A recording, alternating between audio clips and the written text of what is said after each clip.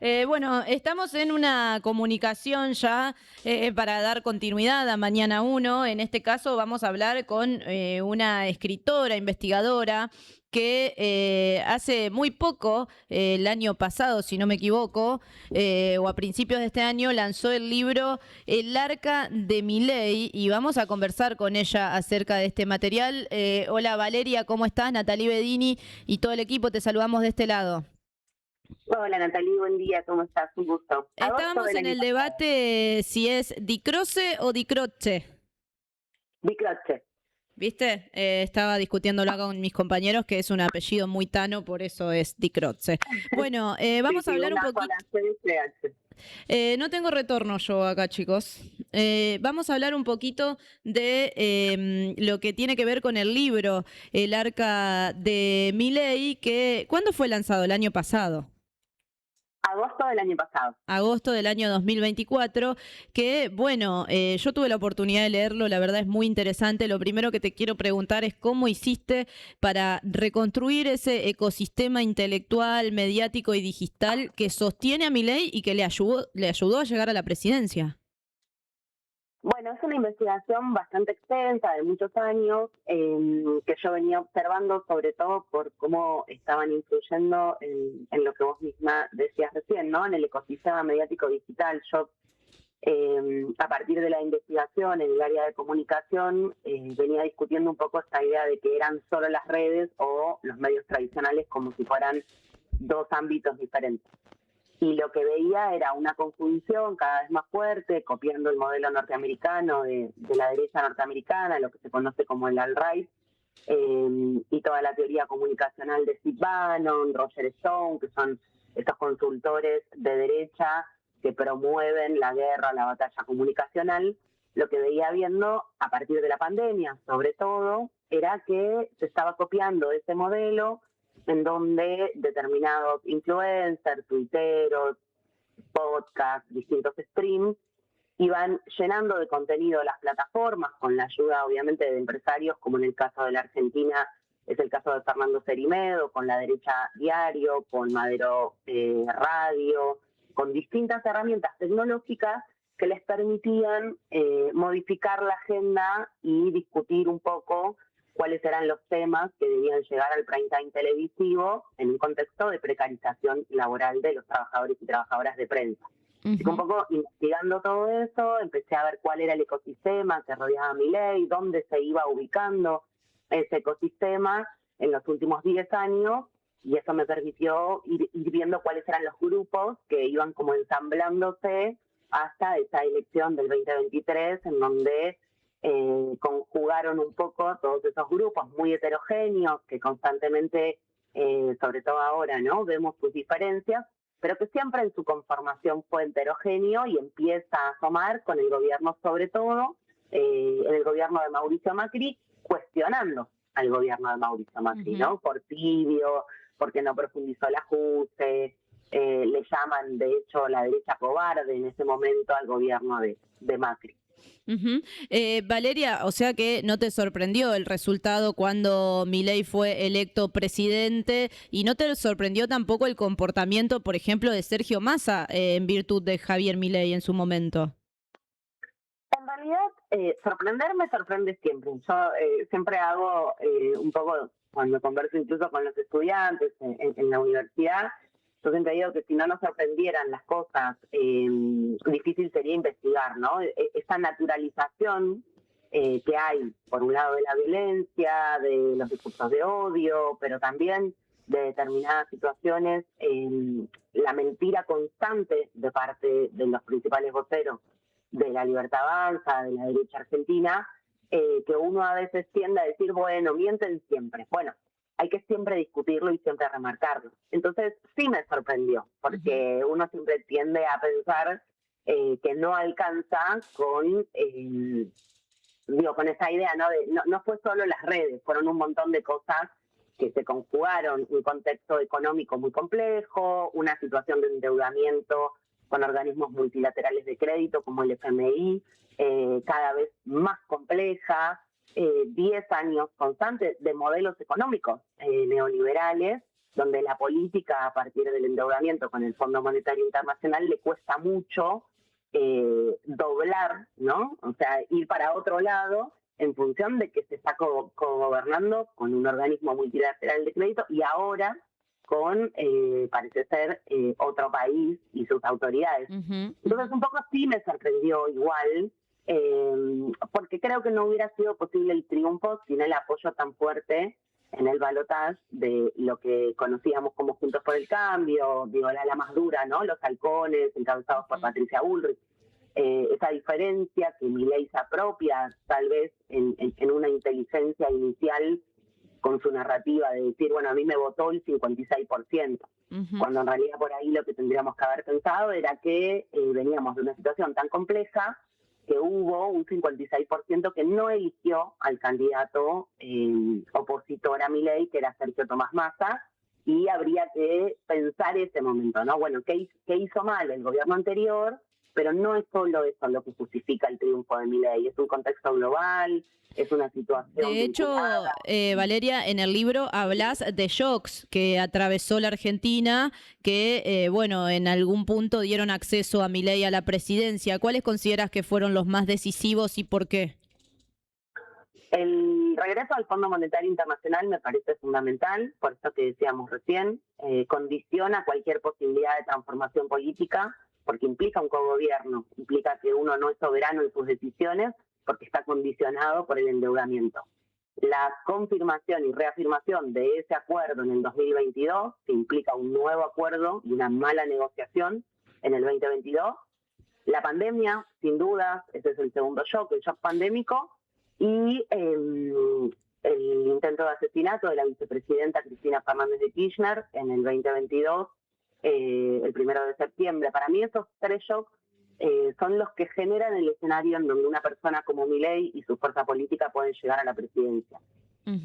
En el libro también hablas de el personaje Milei.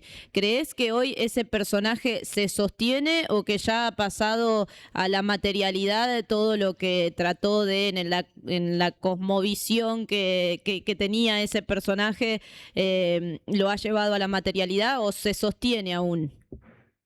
Yo creo que Milei sigue cumpliendo el mismo rol. Es un gran distractor, es un gran showman que centraliza todos los comentarios sobre su figura, para bien o para mal. Digo, pensemos que hace solo una semana, 10 días, estaba cantando en el Movistar Arena y una semana después estaba en la Casa Blanca, ¿no? Digo, yo creo que cumple bien su rol, es un rol, es un distractor, estamos todos por ahí muy pendientes, para mi gusto, de sus exabruptos, de sus agresiones, de su accionar, mientras que están pasando cosas muy graves en torno a la República Argentina. Entonces, me parece que él sigue cumpliendo el mismo rol desde el día que asumió. No es que se sostiene por la política entendida como una buena herramienta de transformación, sino que se sostiene por el caos que genera. El poder de Milei radica en el caos que él genera constantemente y no nos permite tal vez salir de ese estado de shock en el que estamos sumergidos hace mucho tiempo. ¿Y crees que atravesando esta presidencia aún ese ecosistema, eso que sucedió en las redes sociales sobre todo, le va a ayudar a no solamente sostenerse en el poder, sino quizás ganar una nueva presidencia y aún se sostiene ese ecosistema o ha cambiado, ha virado? Lo que tiene ese ecosistema, Natalie, que a mí me sigue sorprendiendo, es que va como relegando roles, ¿no? Hay semanas que se habla solo de Agustín Laje y Nicolás Márquez y la Fundación Faro. Hay semanas en donde la centralidad la ocupa Daniel Parisini, el conductor de la misa en el stream Carajo. Hay semanas en que todo se centraliza en la figura de Lilia Lemoine o alguna acción que ejercen estos diputados que contaminan el Congreso constantemente con su accionar histriónico y llamando la atención. Esa heterogeneidad que yo detecté en un principio sigue funcionando como entran y salen, ¿no? Bueno, a ver quién dice la barbaridad más grande y corre el eje. Y van todo el tiempo mutando quién es la centralidad. Una semana se habla de Santiago Caputo, otra semana se habla de algún diputado. Entonces me parece que ese ecosistema es funcional a ese caos del que te decía antes, Milei promueve. Y creo que, digo, yo lo vengo diciendo hace bastante, un poco en el libro trato de dejarlo claro y de compartirlo. A mí me preocupa más que Milei ese ecosistema, porque va a sobrevivir a Milei. Es algo que llegó para quedarse porque es un modelo político y comunicacional impuesto por la derecha norteamericana, que resistió incluso las 13 causas en el caso de Estados Unidos, la derrota en el 19 y la toma del Capitolio en el 2020, en el 2021, perdón, que uno ve que 4 años después Trump vuelve con ese mismo ecosistema y más reforzado. Pues me parece que hay que estar atentos a que tal vez Milei es lo menos importante en el sentido de que es una forma de hacer política, que lo va a trascender a Milei. Y lo que tenemos que tratar de evitar es ese caos, ¿no? Esa forma sistemática, entiendo, como la estás describiendo, ¿crees que hoy día se está institucionalizando, al menos en nuestro gobierno? Sí, a mí me gusta una definición que escuchaba el otro día, que es esta idea de que ellos tradujeron políticamente el odio, ¿no? Hay como una sistematización y una organización política del odio. Digo, la polarización constante. Ayer a la noche lo miraba al presidente en una conversación que tenía, porque digo, yo me niego a decirles entrevistas, creo que son conversaciones que él mantiene en vivo con periodistas que le son funcionales a su narrativa, en el sentido de que una semana se le empacan y lo critican y a la otra semana lo tienen sentado y son funcionales en su narrativa, no le repreguntan. Y ayer el presidente, cualquier cosa que le preguntaban, decía, bueno, los delincuentes son los cucas, o sea, siempre el objetivo es la polarización. Digo, y es algo muy parecido a lo que hacía Bolsonaro, a lo que hace Kast ahora en Chile, que dentro de poco hay elecciones, lo que sucede en España con Vox. Digo, la derecha lo que hace es desviar constantemente la discusión y la argumentación y detectar un enemigo. Incluso cuando se les critica algo, digo, eso lo vemos en la narrativa de Milei, es, bueno, pero ¿por qué robaría yo el 3 si puedo robar el 100? Sí. ¿No? Es siempre como duplicar la apuesta, decir, bueno, pero siempre hubo alguien que lo hizo peor. Yo haré las cosas mal, pero los anteriores eran delincuentes. Entonces, es muy difícil dar una discusión política cuando los ejes del debate no son sobre políticas públicas, sino morales y éticos. Y eso es una tendencia global, no solo en la Argentina, y es muy peligroso. Valeria, y en ese sentido, bueno, se hace también mucho reclamo a la oposición, ¿no? De la manera en la que lleva adelante justamente, y valga la redundancia, esa oposición. ¿Vos creés que se puede conformar un ecosistema contrario que pueda hacer contrapeso a esto que sistemáticamente está llevando adelante la forma de hacer política del gobierno libertario? Yo creo que sí, pero creo que implica discutir más el sistema democrático y sobre todo el poder económico. Hoy lo que tenemos a nivel global son que las 10 personas más ricas del mundo, 8 están vinculadas al capitalismo de plataformas. Que acá en Argentina lo vimos recientemente en la figura de San Altman anunciando una mega inversión en Argentina a través de un video por X, ¿no? Digo, esa es la vulneración a la que hoy somete el poder económico a los estados a nivel global. Un empresario de los más ricos del mundo que maneja una de las herramientas más innovadoras que a la vez destruyen nuestro planeta y extraen no solo datos, sino bienes comunes, anunciando por X, en un video, una inversión. Entonces me parece que lo que tenemos que todos y todas colaborar en eso, creo yo que es el gran desafío de este tiempo, es discutir más al poder económico. Si no va a ser muy difícil que cualquier dirigente político ejerza la política en el sentido soberano. El condicionamiento hoy del poder económico es muy tremendo, por eso yo marco el shock económico del endeudamiento que pone a la Argentina en una situación de vulnerabilidad como el momento en donde todo esto empieza a construir. Si no discutimos la situación económica a la que Argentina está sometida, somos un endeudado que se sienta en la mesa de negociación sobre cualquier tema, siempre en una situación de vulnerabilidad. Y la Ujú. política es transformadora. Muy difícil va a ser transformar, por más buena propuesta que uno tenga, si está condicionado por ese poder económico. Entonces me parece que por ahí este es el gran desafío. También estas derechas ocultan, ¿no? Eso.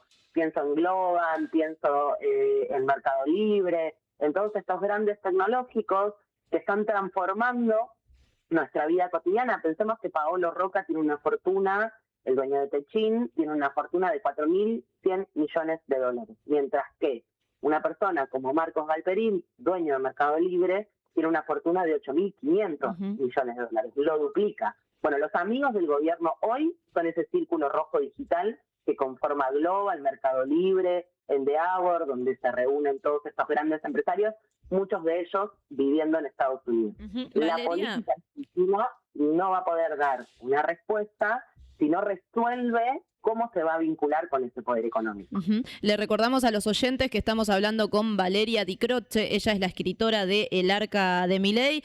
Última, ¿hay posibilidad de un segundo Arca de Milei, de un segundo libro? ¿Cómo le está yendo a este y a quién invitarías a leerlo? Le está yendo muy bien, vamos casi, ahora creo que estamos terminando, agotando tercera reedición, así que saldría la cuarta brevemente.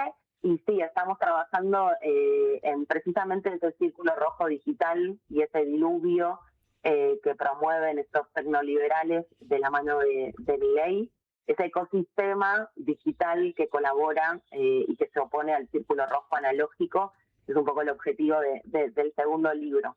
Y invitaría a todas las personas que quieran comprender un poco, yo estoy convencida que conocer más y comprender un poco nos ayuda a salir de esa situación de shock y pensar estrategias para revertir esta situación.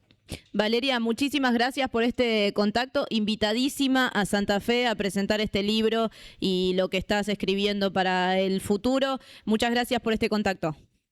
A ustedes, Natalie, un saludo grande a la audiencia y gracias. Valeria Di Croce, bueno, ella es analista política y escritora de El Arca de Milei, un libro que describe el ecosistema que le ha permitido al presidente llegar al poder y con qué vínculos internacionales se puede comparar o se puede anclar el gobierno de Javier